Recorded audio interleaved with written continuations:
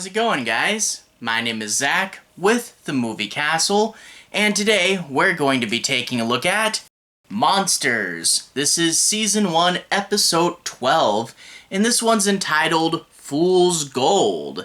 This originally aired January 21st, 1989, and was directed by Greg Cannom. The episode stars Jeff Conaway, Marie Cadorette, and T.J. Castronovo. And overall, this is an okay episode.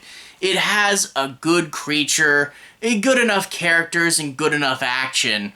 The thing is, though, the plot is relatively generic, and the thing is, to be honest, the creature does save this episode. He's a little troll guy.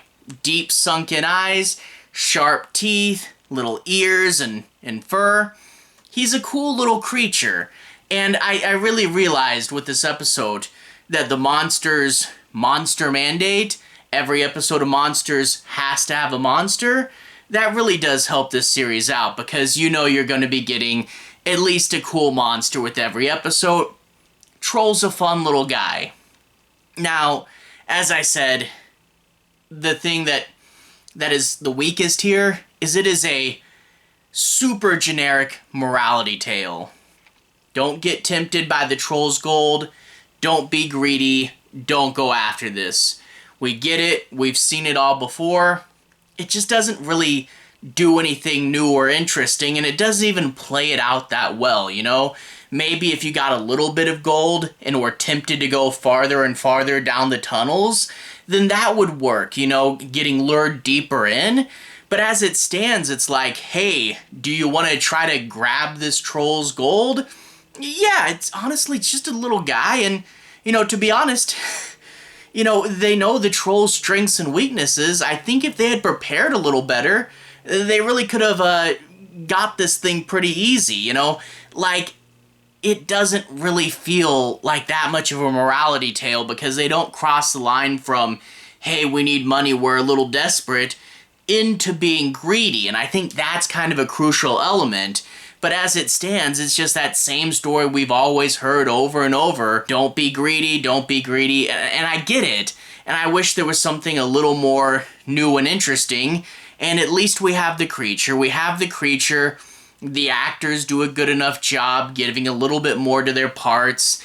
And we do get a pretty fun finale. It's just kind of generic bones that hold this whole thing up.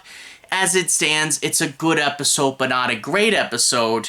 You know, good enough atmosphere and stuff. It's just, like I said, a little generic. So it's a B-side, but still a high B. But yeah, not the best thing ever. Anyway, in order to analyze it further, let's take a little bit of a look at the plot. I'm not going to be doing any major spoilers, but I do want to dig in a little deeper and talk about what works and doesn't work. So let's take a look at the opening, which is a good example of working and not working. They're underground in some sort of basement that they're digging out. I don't really know what the job is, but they got their pickaxes, they're going to do a little mining. And there's one miner, he gets there early, and he whacks at a wall, and the wall is clearly foam rocks, like it falls away way too easy, and you can tell where they're all stacked up. But then again, he reveals a cave. That's a cool idea. And when he looks in the cave, he gets pulled in, and then his little feet are dangling out of the hole. It's a good enough reveal for what it is, and the final image of his feet hanging there, that's really cool. So you see how, yeah, foam rocks, not the best. Feet dangling out, cool opening death sequence, okay, that does work. Anyway, we then jump to our main characters. We get two more miners. We get this young and ambitious guy versus a guy who's done this for forever and is a little sad and tired. And then we get their supervisor, this woman who says, hey, look, you guys should have dug a lot more by now. I have to figure out what's going on. They're talking about this until they see the feet dangling out. They pull him out, and they see two things. One, that his face is burnt and he's dead. And two, he's got gold coins clasped in his hand. And the young ambitious guy says, we are looking to see what's up with this gold before we call the police. Because if there's gold in there, that should be ours. We work hard. Why shouldn't we have it? So he goes into the cave and reports that, yes, there is a whole big chest full of gold down there, but there's also something running around. And that's where the older guy says, hey, I know this. My mom told me folklore. And I'm like, okay, cave, gold, heat as a weapon. This is a dragon. No, it's a troll. Okay. There's an oddly specific horror trope of if you guess something that's like super strange and specific, for some reason you're usually going to be right. And this guy goes, it's a troll. And of course he's 100% right. And the young and ambitious guy is like, come on, we need the gold that would change our lives. And the older worker says, I've done this so long, if you put all my tunnels together, I probably dug halfway across America, and it really is unnatural for men to be underground. I do love that he doesn't just turn instantly greedy and money hungry, but he's like, man, I've done this too long, and I'm so tired. Gold would be nice. And the supervisor lady does relate to this as well, you know, being unfulfilled in her life, and we could all use a way out. And that's the thing where I don't think it transitions hard enough between desperation and greed, because, yeah, we could all use a way out. And when you do a story, if there's some greedy jerk trying to get the monster's treasure, then haha, he should die. But if there's some desperate guy that just needs the treasure, then he becomes kind of a hero. Oh, I hope he can make it through.